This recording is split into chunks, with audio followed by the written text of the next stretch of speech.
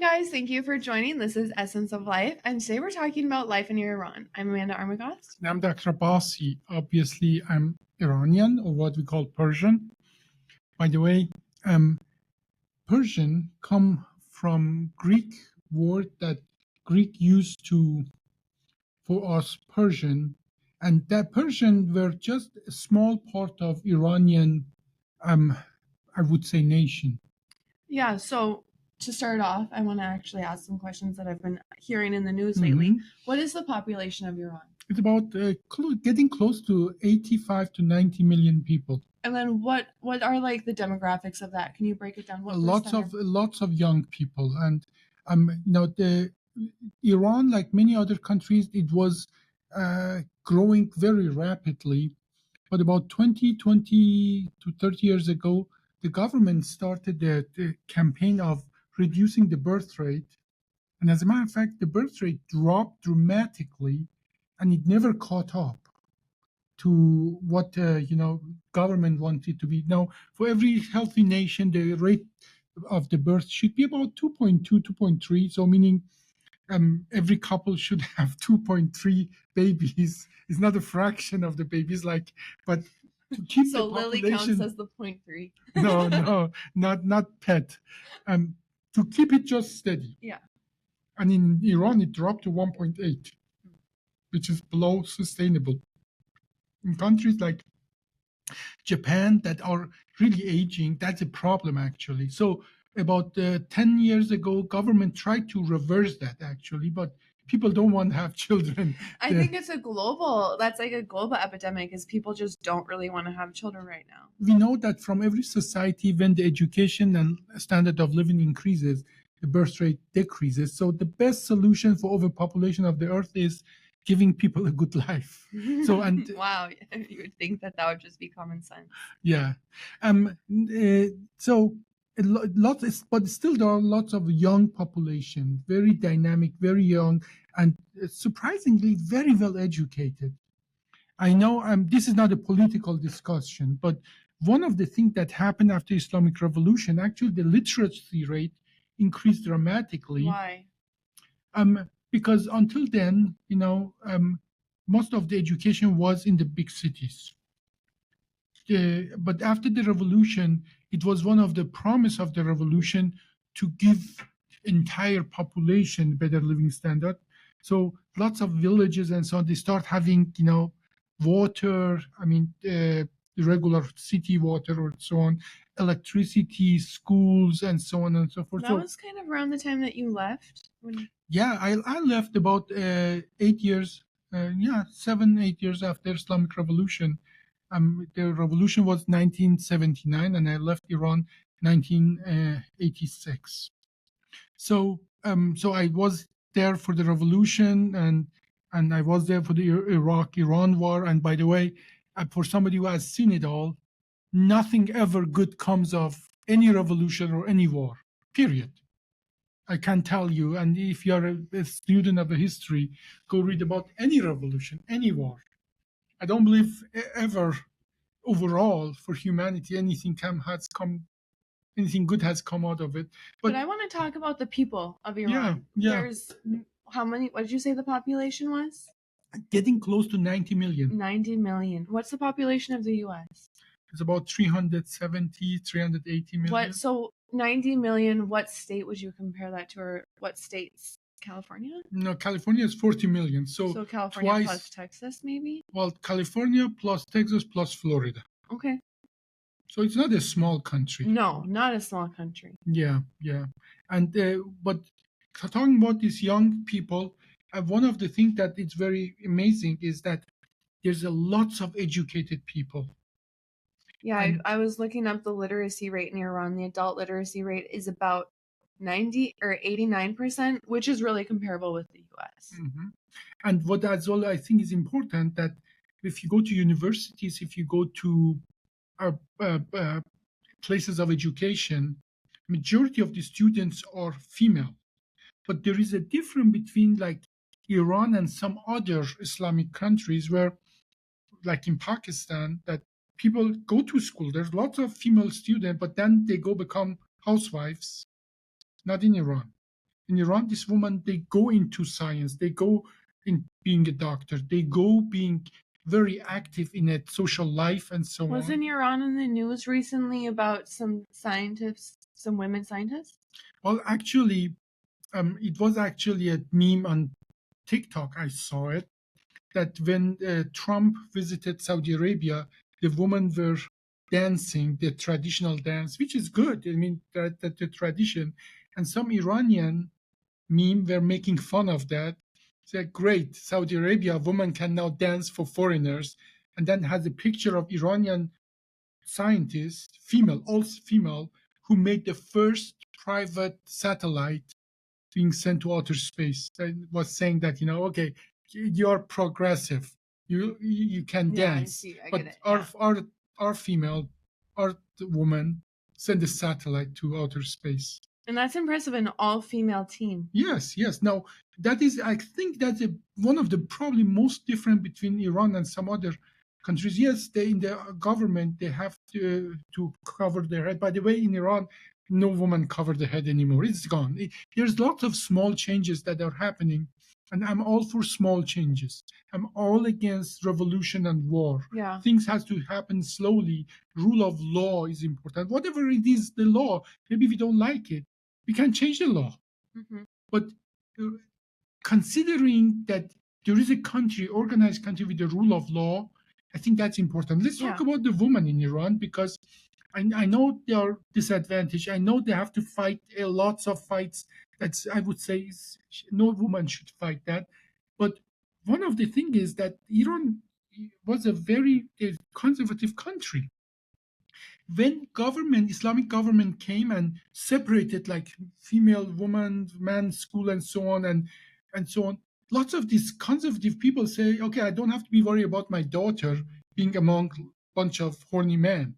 So which, by the way, I just want to throw this out there that when my sister went to college, my sister went to an American military college, a huge one. The biggest message that was in a lot of these things that she was going to prepare for college was, you need to protect yourself, because you are going, most females at that college do get sexually assaulted. And there's just a huge, so it's not just Iran, it's all over the world. But with this conservative family, they felt their daughters are protected, so they let them go to university. So it was a huge boom of these females that they go to university, they get educated. And there's another thing, like, before the revolution, we had male and female OBGYN doctors. After the revolution, only women could become OBGYN doctors. What that means, that they cut a section of medicine just for women. So women rose to the highest level, and they really shined over everybody else, like head of the universities, like the dean, the head of the University of Tehran, for I think 10, 15 years in a row was a woman. So certainly, we should give the woman the choice of covering their head or not.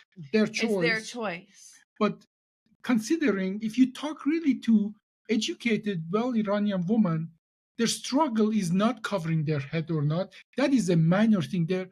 They want to have, if you let them choose, they have other priorities like economic thing and so on, opportunities and so on. But by the way, since Mahsa Amini, that the uprising a few years back, women just walking the way they want, they break the law, and government had decided not to enforce that law anymore. And in a year or two, that law will go away. But I prefer that there is a rule of law, and if there's a law that is not reflecting the soul, spirit of the society and the time, is not the so-called zeitgeist, then we change the law. Right. And then we improve that in that direction.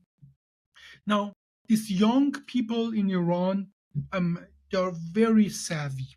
As a matter of fact, 20 years ago, my family in Iran told me, okay, you got to get on this program, and so we can share pictures and so on, Facebook. So They made me go on Facebook. They had Facebook. And they're really active on their socials. Yeah, and for 10 years, they are forcing me to go on Instagram. They post on Insta more than me. Yeah. And then, sometimes when I see their posts, I feel like I should get on that level, start posting. Yeah, and that is I think is a necessity of life for them to get the best thing they can get out of whatever is out there. And like they got me on WhatsApp and Viber, other program and so on. I had the same experience working with Mojan. I was working with this girl Mojan, and she lives in Iran, and so we were just working together remotely, I guess you could say. And she was so on top of things. She was so professional. Every Friday she would have like a well put together slideshow, and she would send it to us ahead of time and be like, hey guys, I want you to prepare for our meeting on Friday. These are what you need to know ahead of time and everything. She was very organized, very professional. I actually admired her a lot for that. And by the way, talking about that, we hope that Mojan family and all your families are safe and sound in Iran. We know we are going through hard times, but that's not our conversation today. We want to talk about the people of Iran. Now, one of the things you notice about people of Iran is that they have the best heart of any folks I know. That's what they do mean no harm to nobody. That's what I was going to say is I think as an American, one thing that you learn about Middle Eastern cultures is they're very welcoming. Very like they just want to welcome their guests.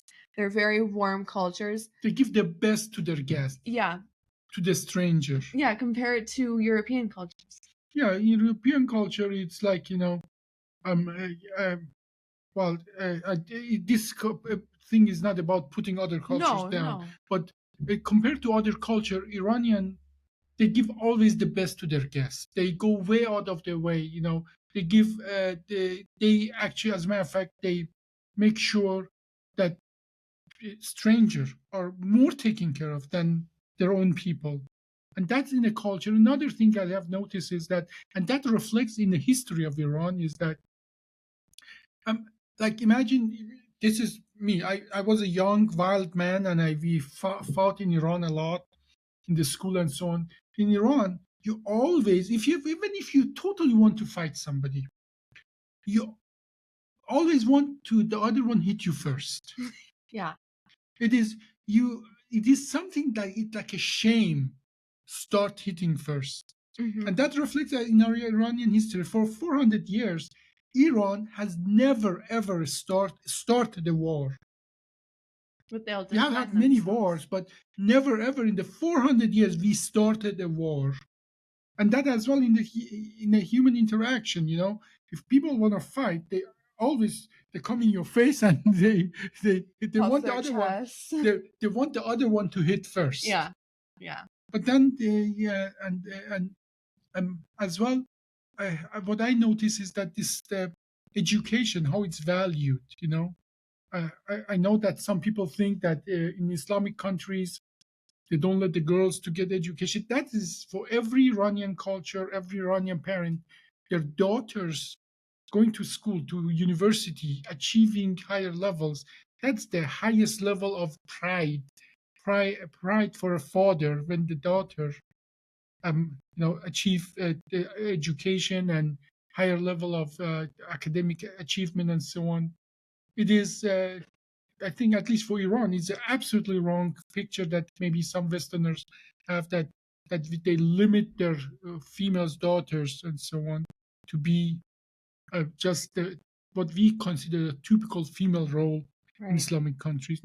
Doesn't apply to Iran. I want to talk about the demographics, not age demographics, but just different demographics of Iran. So even though Iran is in the Middle East, they're not Arabs. They're mostly Persian, but what else? Well, see, I cannot talk about that without going thousands, not millions, but thousands of years back, okay? The word Iran means the land of Aryan people. I know Aryan has been misused in the past, but this is Aryan is actually not a racial description, but is a linguistic description. Okay.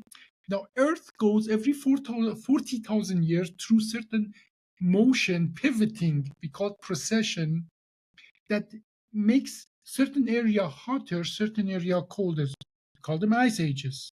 Those ice ages actually are, um, uh, in a very specific, repeated way, cause that Siberia get cold, and what we call Sahara today get really, really hot.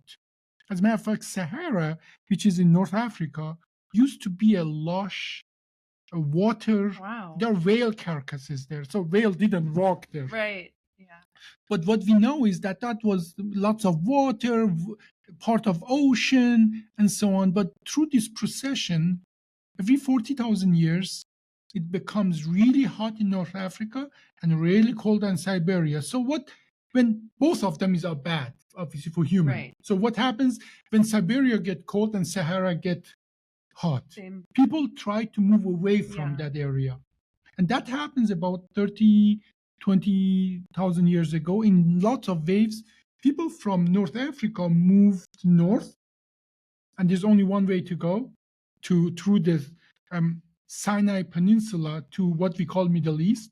And people from Siberia came south, and then there is and if you see, that follows the landscape. There are two chains of mountains. One of them is Ural Mountain that brings everybody to the north of Caspian Sea. And then those people start trickling down on both sides of the Caspian Sea coming south. So Semite from North Africa moved north to the Middle East, and Aryan from Siberia moved south, and then they hit at the same time, same place. Same geographic area was contested for both of them, and it's the same process that the procession was there, that Sahara got cold, hot, and Siberia got cold, brought them same time to the same place. Now for the last 10,000 years, they're fighting for the same land. Everybody says it's my land, it's my land. Well, it's and because it was in a place that wasn't too cold, wasn't too hot, and it was water, Euphrates and Tigris. That these are the Mesopotamia, which is a Greek word for between two rivers. Mm-hmm. So it's not too cold, it's not too hot, and it's water. So that's what people need to live. Sure. Now, and then everybody, try to justify why that is their place. By the way, there is another country that the name is similar to Iran. Do you know what country that is? No. It's Ireland.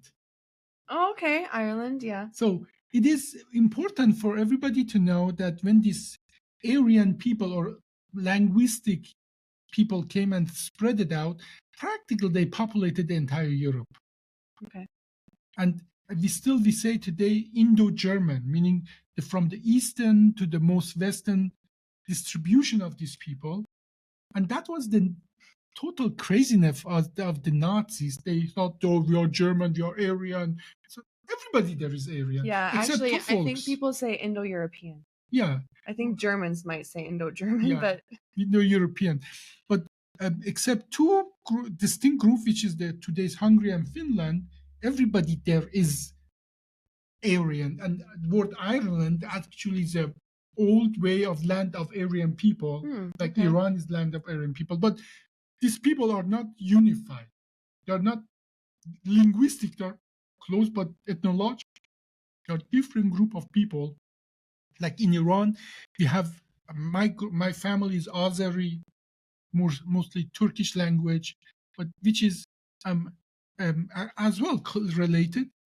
And then there are Baluchi, Lors, Kurds, and tons of other. But I think what's important, they all have, even though like I'm Azeri, and at home I grew up with the Turkish-like language, we considered ourselves Iranian. Yeah. Okay. Do all Iranians consider themselves Yes, Iranian? there's a huge national unity there.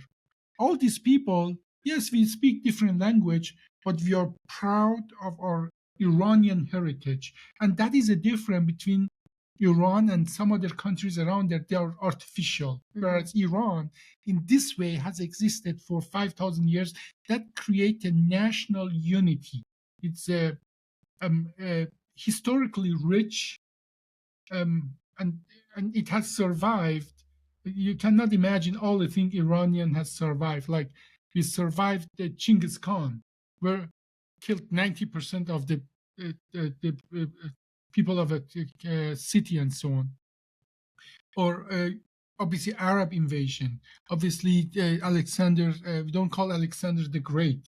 It was nothing great about him. Terrible. We can't just Alexander the Macedonian, we call him, yeah, and so on. And we considering how many disasters these people have survived, and still they're clinging to their national unity.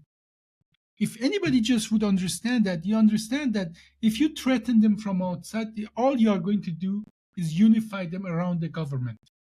So if you really want to make the Iranian government stronger, just attack them. And I think it's any countries like that, even Americans. Yes. Yeah, but when Americans feel threatened, a lot of times then they unify and they want the government to protect them. And that's just I think a natural way of thinking. But especially that's because some people say these are young people, they want to have a better life and so on, and if we just make the government weaker, if we attack them, they will be uprising and so on. No, Iranian people are extremely nationalistic and patriotic toward this national entity. Okay, so I'm talking about the people as well, and what I noticed that the changes in Iran happen pretty fast, like the way people think and behave and so on. And one of the things is that after Islamic Revolution, lots of Iranian moved from Iran to United States, to Europe, and other places. And obviously, those people, I'm in contact with them. They were a snapshot of the higher echelon of Iranian society in 1979. And when they came over, they wanted to cling to that. They wanted to cling to the Iranian identity of 1979. So they are still Iranian identity of 1979, whereas Iran itself moved forward. They changed, they improved, they passed to the time. But in the diaspora, Iranian diaspora, they're clinging more to the old way of the life. old way. So if you want to see how Iranian are 50 years ago, go to Los Angeles and talk to Iranian. But if you want to see how Iranian are today, you go to Tehran, you talk to the young people there. And every time I'm there, I see in many things they are far ahead of me. Because they don't have to pretend to be Persian. They don't have to cling to the national identity. They are living it. What they do is the national identity. It's not like national identity is an external thing that is imposed on them. Yeah. It is who they are and what they do. Speaking of that, I've heard of people, because I obviously have a lot of friends that are not American. They say, I'm not American enough for Americans, but I'm not blank enough for my country. Did they say that about you? No, not me, but okay, let's say Ukrainian. I'm not saying any specific friend, but she can say, I'm not American enough for the US, but I'm not, but they are, they fit in there, whatever. But they're also not Ukrainian enough for the Ukrainian communities. So what I can tell about US, since I lived it, that not being between cultures is an American identity. Yeah. This is our strength, that we take the Mexican food, we make it Tex-Mex. We take the Chinese food, we make it Chinese, we call it Chinese, and the Chinese people just shake their head. The being able to absorb things from other culture and not having a unified one-way thing is actually our strength and is American culture. Very American. Having foreigners, that people not all blonde or not all one way or another way, that has become the American culture, and that is why our strength is. People come here because they can come here and feel home, and if we take that away from them, they're not going to absorb the brightest and the most entrepreneurial people. That is the American strength, and I have a problem with that we are fighting what actually being American means. That so they come here, they don't speak our language, and we have to. Well, they came from, The U.S. doesn't have a national language, and that is and our actually, strength. I think close to 50% of Americans speak Spanish. Yeah, I mean, but they feel American the same way that in Iran, Kurdish people, Azeri people, they feel Iranian. But you never have that feeling where it's like, I'm not Persian enough for Persians. No, well, I am a Persian, and whatever I do is Persian way. And it like in Iran, you don't have to be from Fars or Persian province to be Persian. I'm Azeri, and it was a movement. I think some other countries started that about 200 years ago. Russia came and took half of Azerbaijan away from us. So there is now a country called Azerbaijan because it was under Tsarist control, and then it became a Soviet republic province, and then after everything fell apart, it's now an independent country. And some people outside try to say, try to steer some, excuse my French, shit, so that have a separatist in Iranian Azerbaijan to go and join them. Whereas I'm Azeri. I'm shaking my head. What are you talking about?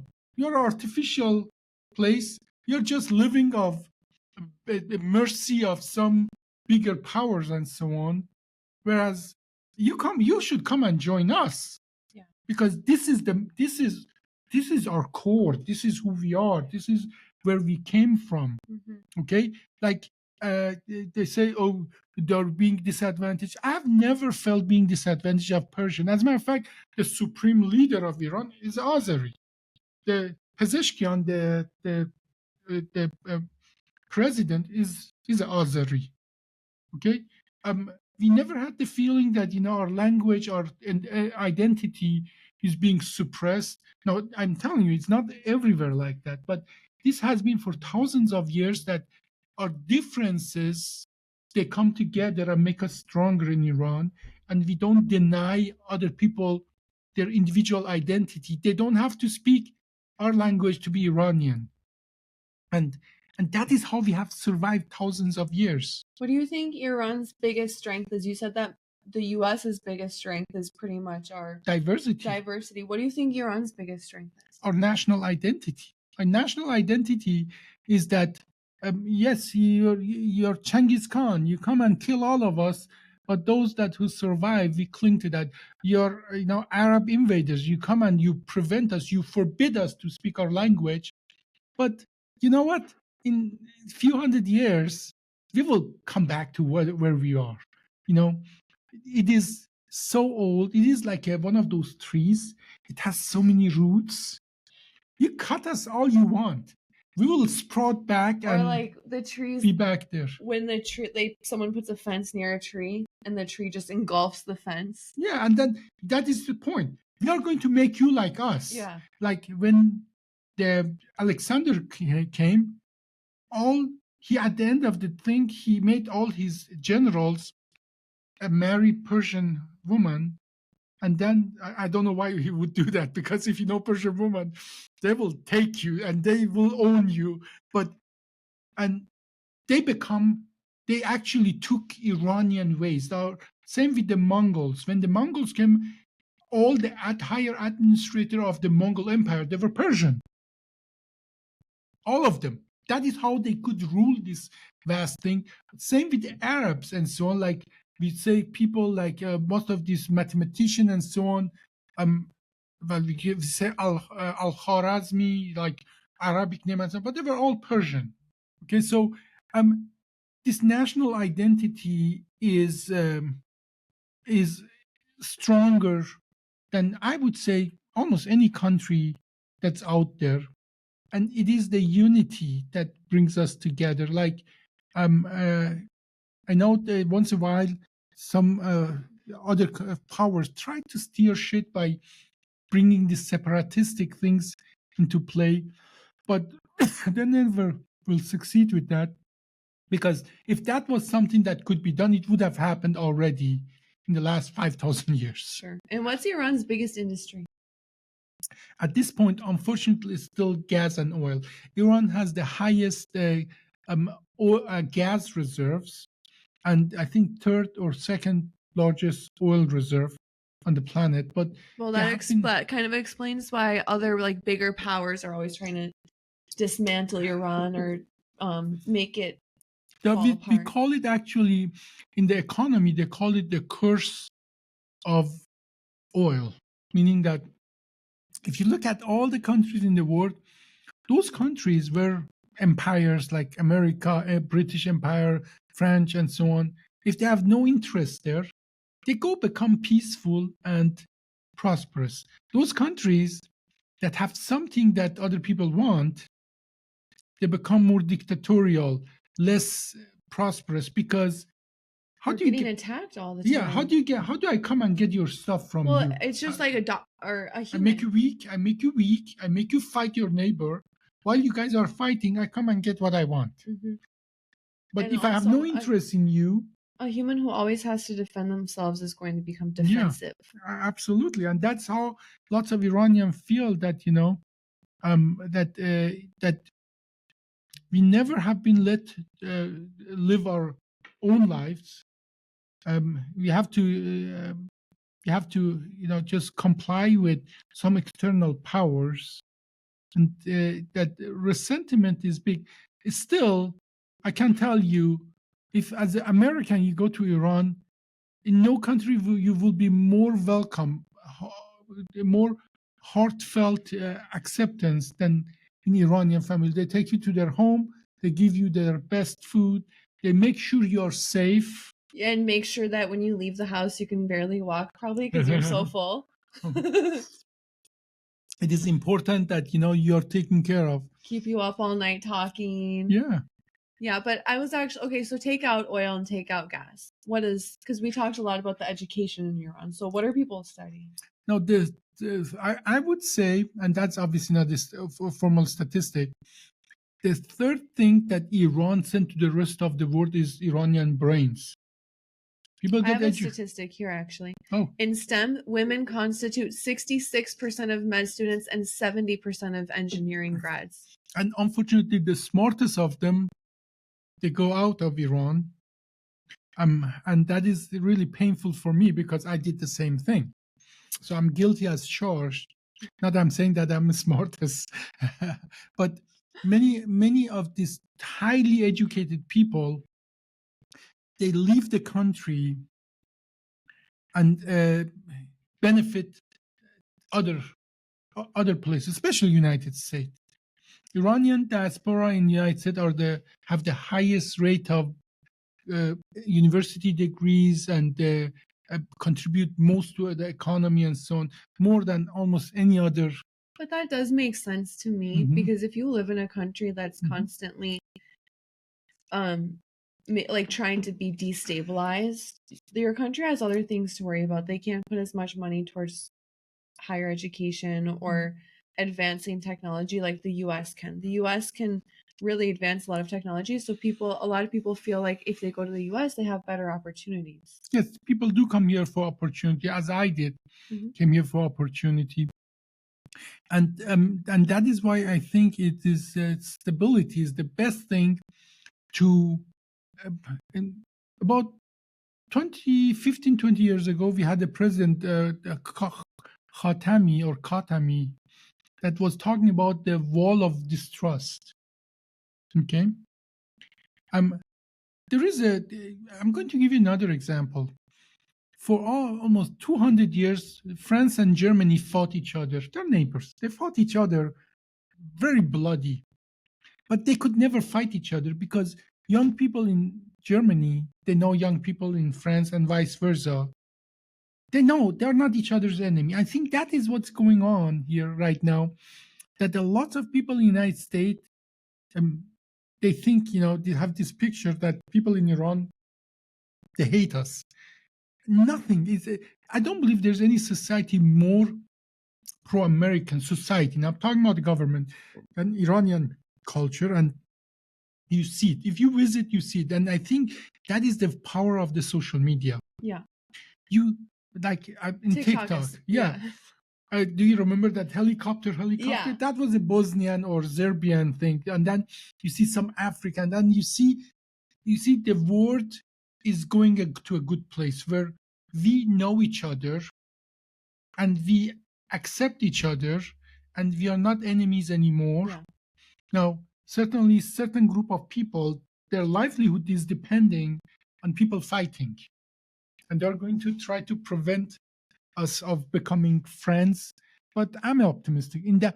For all the things that I'm a pessimist, in that regard, I'm an optimist. Me too. And one thing that we've noticed, India in particular, is that a lot of times these highly educated young people leave their country, go and learn, go and prosper in the US, Europe, somewhere, and then go back to their country and bring these techniques to their country. And that is very, very important. This reverse immigration, especially for China and India, has become a problem for US. Yeah, and I do feel like someday soon, maybe in the next 10 years or so, that's going to start happening more in Iran. And I really hope that. And I have been trying to bring what I'm producing on the medical technology to Iran. And I was talking to somebody, another Persian guy, that was telling me, but what happened? I say it didn't work, and I will try it again. And if it doesn't happen, I try it again. So another thing about the Persian, you need to know, we are very stubborn. We don't steadfast. Well, stubborn. We are stubborn. We don't. No, you see, and eventually, we go so many times with our head through the wall that eventually the wall will give up. Well, thank you guys for watching. We talked about life in Iran. One thing I forgot to say, the reason I wanted to add to you, the reason I wanted to do this podcast is because I do want to make a separation between the government and the people. I think that's really important. And that is very important, yes. Thank you guys for watching. Today we talked about life in Iran. I'm Amanda Armagast. And I'm Dr. Abbasi for Essence. Have a good weekend.